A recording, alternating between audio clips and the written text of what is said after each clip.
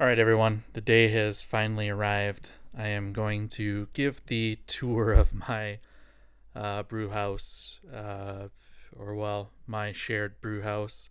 So I am standing at the entrance right now. Can't I can't show you outside because I there's some nobody really wants anyone else to know where we brew at in the city. So we are at an undisclosed location within the city of Olensa. And this is the entryway. There's a big red door. That's as much as you get to see. Um, so there's a lot of stuff in here, and a lot of it is just collected from the other brewers. That's one of the other brewers' kegerator and tap system, and we have a winch system here. This is I have no idea what that is. I think it's like a homemade immersion circulator for keeping water at constant temperature. Never seen it in use. But yeah, there's a winch because some of the other brewers they do big brew in bag type brewing where they have to lift like a ridiculous amount of grain. So they built a winch system to lift really heavy grain baskets. So moving right along, this is a new acquisition by the other guys.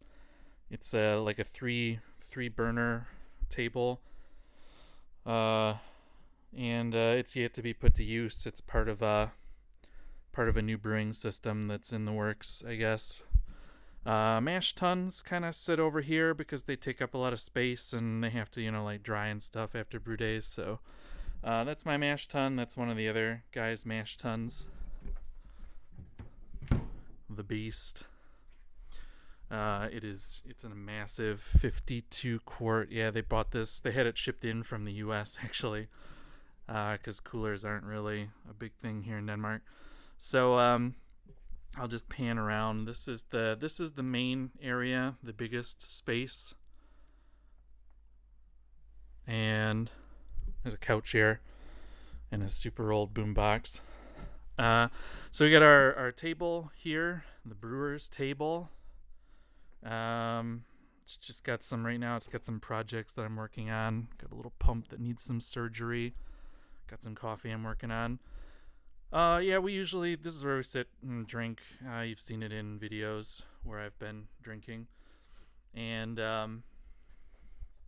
so the rest of the main this is a malt mill that one of the other brewing teams built, and this is one of the team's stuff or some of it. We all have like our own. There's one team area back against that wall there. You can see all that stuff. This is my stuff.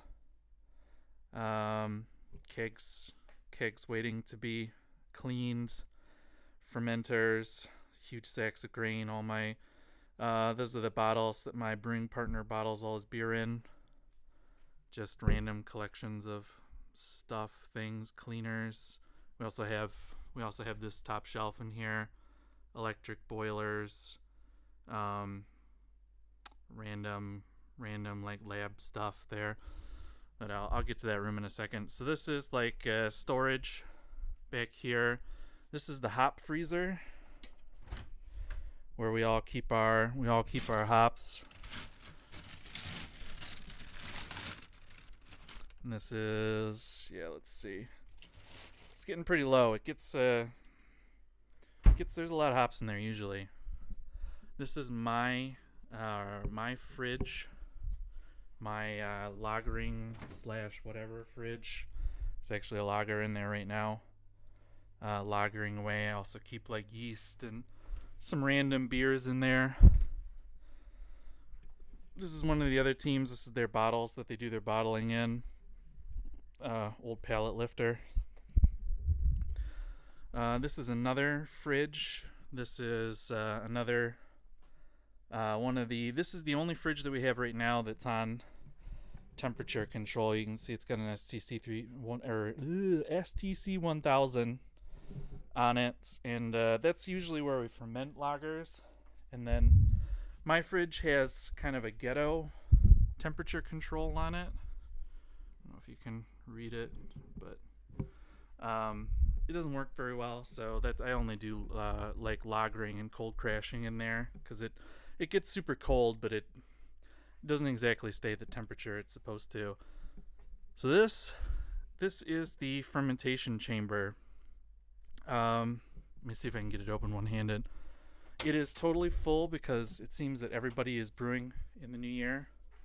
So I don't want to keep it open for very long, but you can see that it's built around a radiator, and we've got it set so the radiator keeps it at basically it gets 18, 19 degrees in there all the time, and the air circulates below. There's actually a fan in there. Oh no, the fan's up here right now. But you can see that it's totally full right now. But I'm not going to keep it open. But it holds 18 degrees, which the rest of the brew house, it's actually pretty chilly in here. It's only about 14 degrees.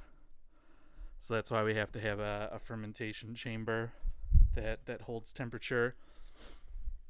This room, pretty self-explanatory. It's our bathroom. One of the other teams has these two closets, or well, they used to be bathroom stalls, but all the plumbing is taken out, so now it's just keg storage. But urinal, that's the local beer here that's brewed here in the city, and that means deliveries. So you deliver it into you guys get it, I'm sure. Yeah, mop sinks. So that's the bathroom. Coming back out here. So here's another room. This is our kitchen. I've got water heating up for a starter right now. I'm brewing tomorrow. I left a bunch of junk out on the counter. We have a sink, a stove, our glassware collection, and like I said, on the other side, this is my canning boilers and some fermenters and some line cleaner and some other stuff. So yeah, kitchen area. That's kind of nice to have sometimes when you're brewing, like on a long night. Pure O2 tank. We do have pure O2. I don't know why it's over here. I think it might be empty. It hasn't been changed since I started brewing here like years ago, so it's probably empty from whoever was using it last. This is our propane. This is what propane gas looks like in Denmark. Comes in like what are these? Yeah, it comes in like 15 kilo drum things. We always keep we're only supposed to keep 3, but we have 4 right now. I think one's almost empty. It just needs to be taken back. But here's where here's the wall of fame from different beers that people drink and then jam the labels up on the wall. But here's where all the magic happens. I'm sure that this is probably where you've seen a lot of my videos. This is the brewing room. You can probably guess what it used to be. It's a shower room. It has air exchange system, and this leads out to a big air exchanger that's outside of here.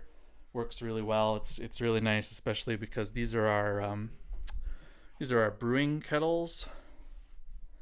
They are 80-liter, probably industrial kitchen kettles. That's what they were probably originally used for. But yeah, now they're used for brewing, and they put out a lot of heat when you light them up. So it's nice to have an exchanger system to sub out the air in here. The whole room can be isolated, which is nice when you're brewing because there's obviously a lot of humidity. But yeah, so this is the brewing room that you see us in all the time. This is the main water supply here, hose fitting. There's 2 drains in the floor, and you can see all the walls are all the walls are tile, so it's pretty easy to clean. Uh, this water supply is hooked up to um, an RO filter, which I was actually using, but I turned it off for purposes of the video because it was giving me like the waterfall effect and want to make my viewers pee their pants. But yeah, so we get RO, and this will output. I don't know. I've never measured it, but it'll output a good 100 liters in, like, if you leave it overnight. It'll output more than you can need for even if you're doing double triple brew days. So it's really just like an aquarium one, but it works out really nice. It's got a wastewater output. This is where the good stuff comes from, and it's really nice for building up brewing water. And yeah, some just cleaning stuff. Yeah, that's about it. Here's another angle on the big room. We've got like lots of different height stuff that we can build our systems on and wheel them around and all that good stuff. But yeah, that's basically it. I'm gonna try and set you down and like talk to the camera. So that's the brew house. I know a lot of people have asked about it. As far as I know, it used to be some kind of shower facility for some company, or some like shipping company. That probably gives away a little bit where it is, but yeah, now it's a brewery with 7 people brewing in it. Uh, yeah, so thanks for watching. Take a look at some of my old videos if you want to see actual brewing in it.